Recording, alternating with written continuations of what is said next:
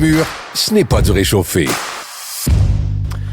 On va discuter à nouveau du discours à la nation de Donald Trump. C'est arrivé hier, c'était le 16 juillet. Là, 99%, on l'a dit tantôt, de la couverture médiatique qui passe là, à ce sujet-là, c'est Donald Trump est allé parler d'ingérence, il porte des accusations, il n'y a pas de preuves, il parle de l'État profond. Mais est-ce qu'il a juste dit ça? Ça a quand même duré une demi-heure. Pour l'avoir écouté, c'est pas, ça résume pas l'essentiel du discours. On va en parler avec Nicolas Conquier, qui est fondateur du think tank Western Arc. Bonjour. Bonjour, monsieur. Est-ce que c'est votre lecture? Est-ce que c'est ce qui ressortait du discours de Donald Trump, l'idée de l'ingérence, l'idée du fait que la Chine se mêle des élections? Alors, il y a plusieurs choses qui ont été traitées lors de cette intervention. Tout d'abord, il y avait le point de situation sur la guerre en Iran. Et l'autre problématique, c'était sur la garantie de l'intégrité des élections aux États-Unis, qui, on s'accordera à dire que, quelle que soit la démocratie, il faut s'assurer qu'on élève les standards et qu'on garantisse qu'il puisse y avoir pas d'infaillibilité, pas de fraude et pas de recours, évidemment, d'interférences étrangères. Effectivement, il a porté du doigt des accusations sérieuses, plus que des allégations, parce que à la suite de ça, il y a eu des révélations qui ont été faites avec des documents qui ont été déclassifiés, des éléments factuels qui remontent à 2020 et qui montrent des interventions de la Chine. Et donc, c'est en ce sens-là qu'il faut garantir les standards avec notamment requérir une pièce d'identité, garantir l'inscription sur les listes électorales avant les jours de l'élection. C'est du pur bon sens, mais ça va être critique au vu des cycles électoraux à venir. Mm-hmm.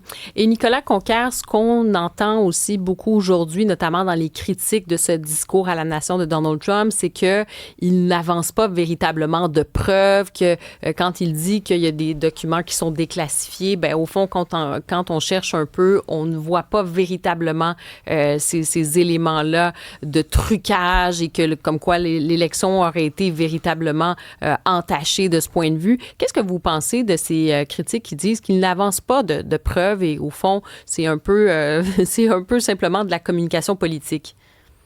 Alors, il faut dissocier les annonces. Il y a de l'annonce qui est faite et ensuite, il ordonne la déclassification auprès du FBI. Et donc, il y a un travail de transparence qui est fait. Ensuite, il y a des enquêtes qui vont pouvoir être poursuivies, mais en tout cas, il y a des faits qui sont aussi rapportés avec ce qu'il appelait des burn bags, avec des preuves qui auraient été disparues. Évidemment, c'est des allégations. Il va y avoir des instructions, des enquêtes qui vont être poursuivies, mais on voit qu'il y a même des agences de services secrets qui se sont concertées pour passer à couvert certains de ces manquements-là et accessoirement, en particulier, l'interférence de la Chine.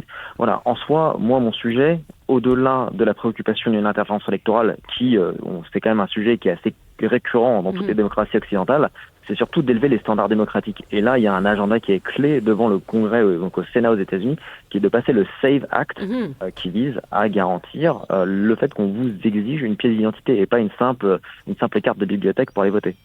En même temps, ça c'est une chose, mais il y a aussi il y a quand même une question qui s'impose. Est-ce que c'était payant électoralement de ramener la question de l'élection de 2020? Durant la dernière campagne, il s'était fait conseiller de ne pas trop en parler parce qu'on lui disait, je ne sais pas jusqu'à quel point ça vous avantage, M. Trump, qui était jusqu'à présent pas, en tout cas, le président encore. Là, il ramène cette question-là. Pourquoi? Je vous rejoins sur l'analyse et sur le constat que c'est pas une thématique porteuse. Je distingue le fait de dire qu'on veut garantir l'intégrité des élections que de ressasser cette histoire du passé où il y a eu une élection truquée. Aujourd'hui, il y a sans doute potentiellement des volontés de mettre la lumière sur certains sujets, mais c'est pas ça qui va mobiliser la base et garantir davantage d'assurance et de fiabilité et de confiance dans ce scrutin à venir. On rappelle qu'on est en élection électorale à moins de 6 mois des élections de mi-mandat.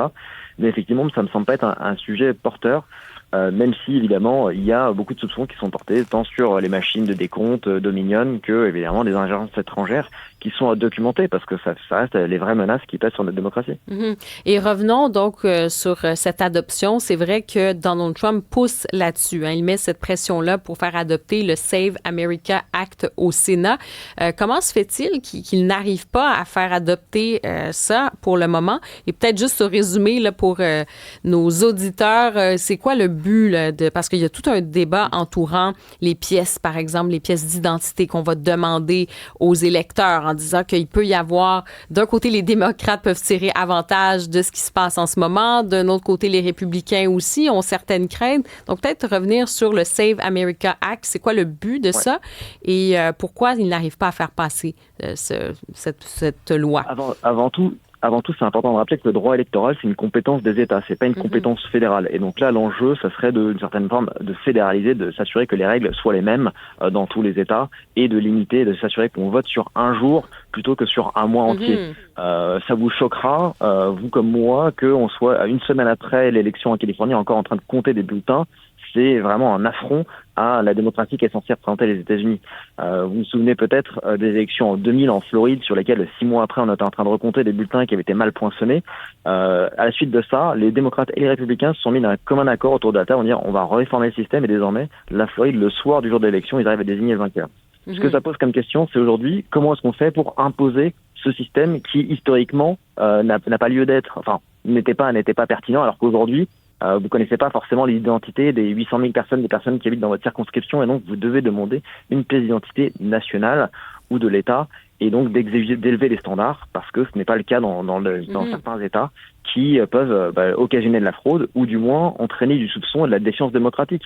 Ça devrait être la préoccupation majeure de tous, de vouloir jouer ce rôle démocratique et de s'assurer que uniquement les personnes qui sont habilitées à voter puissent voter et s'inscrire. Et donc c'est ce dont il est question. Et l'agenda législatif est dur à faire passer parce qu'il faut récupérer 60 voix au Sénat dans une chambre qui est polarisée. Les républicains ont 53 voix. Il y a un sénateur, Lindsey Graham, qui vient de décéder, donc il y a une voix en moins ponctuellement. Et donc c'est un travail bipartisan. Et encore une fois, vous avez une espèce d'obstruction parlementaire des démocrates qui vont refuser ça sous le principe que ça serait favoriser l'agenda de Trump, mais mieux que ça, ils vont inventer des arguments comme quoi ça viendrait brimer toutes les minorités de pouvoir voter parce que les minorités seraient dans l'inquiétude ou dans la crainte d'aller se présenter auprès de leur préfecture pour se faire délivrer des documents officiels pour pouvoir voter. Ça priverait des femmes qui se seraient mariées de pouvoir voter. Enfin voilà, on est vraiment dans des élucubrations, alors que dans le fond, il s'agit juste de garantir un scrutin. Rapidement, je sais que vous devez nous quitter, là, Nicolas Conquier, mais quand on regarde le discours, c'est moins de 30 minutes. Quand on le lit, on réalise, parce que quand on l'écoute, ça va très vite, mais quand on le lit, assez rapidement, là, au bout de 30 secondes, il se met à parler des transgenres. C'est quand même assez inhabituel. C'est vraiment un écho à la guerre culturelle aux États-Unis. C'est très, très, très important, là, aussi important presque que l'économie pour beaucoup de gens.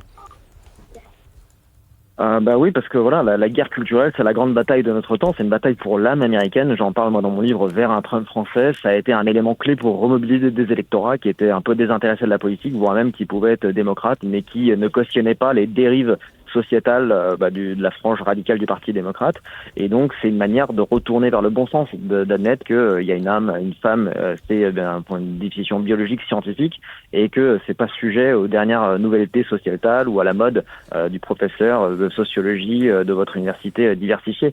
Donc, il y a vraiment ces préoccupations qu'il martèle dans un style qui lui est propre, mais qui, c'est un sujet fédérateur et qui, l'air de rien, a beaucoup de conséquences pour les athlètes féminines, dans les entreprises, dans les institutions, et donc qu'il est important de rappeler, d'autant plus que c'est ce qui a contribué à sa victoire, et il y a une vraie volonté de réaffirmer ça, et ça d'ailleurs, on peut s'en réjouir des conséquences, des répercussions au-delà des frontières américaines. Le wokisme, de manière générale, a quand même subi un bon coup d'arrêt suite à l'élection de Donald Trump. C'est pas un coup fatal, mais en tout cas, il faut maintenir cet élan-là, et donc c'est bien de le rappeler et de le marteler. Merci beaucoup, Nicolas Conquier, d'être venu nous parler aujourd'hui. Merci beaucoup. Karima, le discours, moi, dès le début, il y a un truc qui a retenu mon attention. Il dit « Notre pays, dit Donald Trump, n'a jamais été respecté comme aujourd'hui. Mm-hmm. » Et là, c'est sûr que du point de vue d'un Québécois, d'un étranger, c'est phrases. Une petite dissonance cognitive, tu veux dire? C'est-à-dire que peut-être que pour Donald Trump et beaucoup de gens qui sont derrière lui, le respect, ça passait par les tarifs douaniers, ça passait par une certaine forme de mise au point, d'un certain retour à l'ordre à l'américaine, mais pour les autres, puis il parle un peu des autres quand il dit que l'Amérique n'a jamais été respectée autant, il parle du regard que nous portons vers l'Amérique. Je ne suis pas convaincu. Je pense qu'il fut un temps quand même où l'Amérique était plus respectée. Je pense notamment au milieu des années 40, quelque part comme à la fin de la Seconde Guerre mondiale. En fait, c'est respecter ou aimer ou craint. Parce qu'en ce moment, il y a beaucoup de génuflexion de la part de beaucoup de pays envers Donald Trump. Donc là, lui, il se sent quand même un peu le roi du monde, même si ça ne va pas nécessairement bien en Iran. Je peux-tu quand même te parler du rapport de force en ce moment entre le Canada et les États-Unis? Est-ce qu'il est respecté? Non. Je veux dire, au sens au Canada, peut-être que là, on est dans on n'aime pas ce qui se passe. Il y a beaucoup de détestation, puis avec raison, là, parce que ça nous affecte directement. Mais pour lui, qu'est-ce qu'il voit? Il voit la génuflexion. Il voit le fait qu'avec le gouvernement fédéral, avec Carney, il y a eu un recul, notamment, par exemple, sur les GAFAM. On a décidé de céder avant même là, de faire des discussions. On a cédé sur le fait d'imposer des taxes là, pour les géants numériques. Je te rappelle que le Canada a déployé, je pense que, écoute, ça a coûté des millions et des millions là, pour sécuriser la frontière pour supposément le fentanyl qui se rendait de l'autre bord. On s'est quand même couché, puis on a dépensé cet argent-là pour sécuriser, pour faire plaisir à M. Trump en se disant que peut-être il va changer son fusil d'épaule.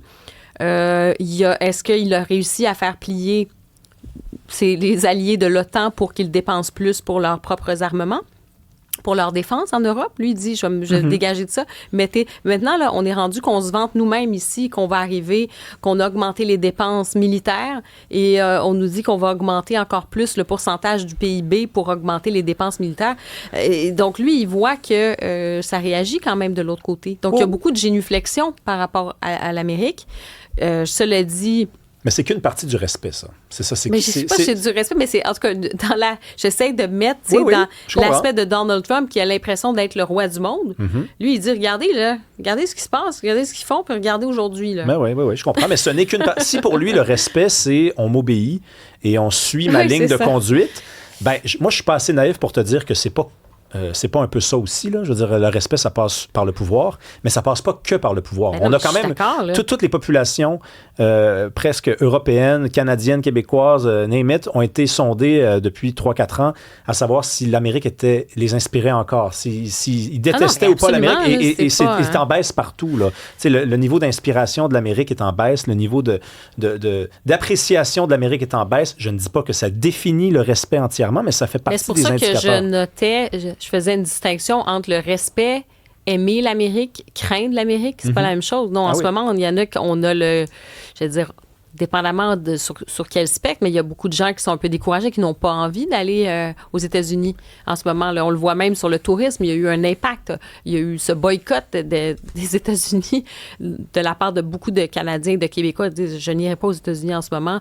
Je pense que c'est aussi très, très canalisé sur la figure de Trump. Je pense qu'on n'est pas en guerre contre les Américains. Moi, je pense qu'il y a encore cette espèce d'idéal de la réussite américaine, que, comme on dit, il n'y a pas de limite, sky's the limit, pour emprunter cette expression très américaine. Il y a encore cette idée-là, tu sais.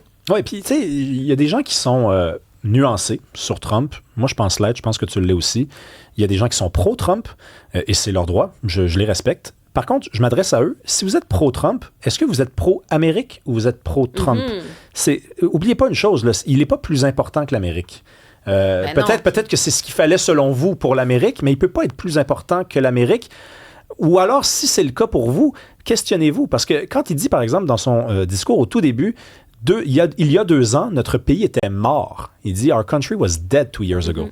Quand il dit ça, là, réalisez-vous ce que ça implique? Ça veut dire qu'il est arrivé comme celui qui est arrivé pour éveiller quelque chose. Le pays était mort, il n'y avait rien avant lui. C'est grave de dire un truc pareil. En fait, ça ne peut pas venir de quelqu'un qui aime tellement son pays.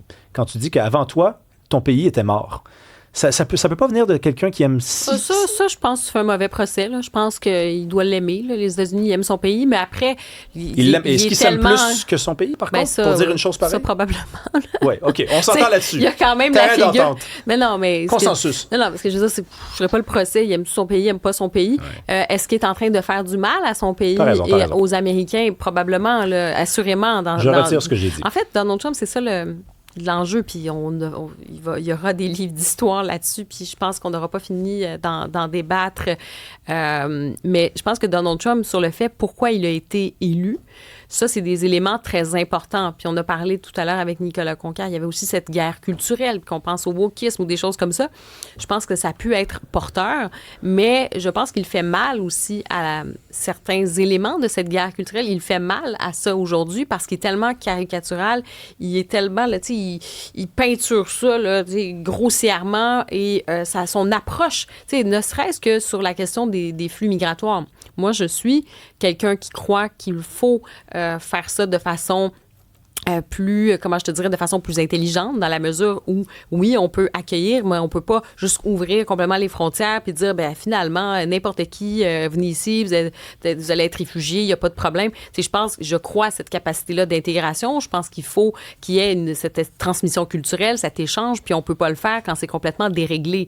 Ça vient déstructurer les services, la culture même, là, dans la mesure où est-ce que l'intégration, ça suppose justement pas un nombre infini.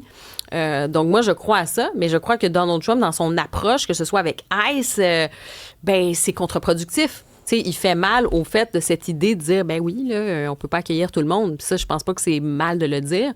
Et sur les questions des guerres culturelles aussi, parce qu'il est tellement à gros traits, il peut faire du mal, et notamment sur les questions économiques. Et en même temps, si tu te places d'un œil américain, si tu es pour la réindustrialisation de ton pays, ça se peut que tu prennes des mesures qui ne vont pas plaire à tes voisins aussi. Et ça, je comprends. Fait qu'il y a comme... America first, c'est ça. Fait que ça, c'est quand même quelque chose un peu plus complexe et nuancé là-dessus.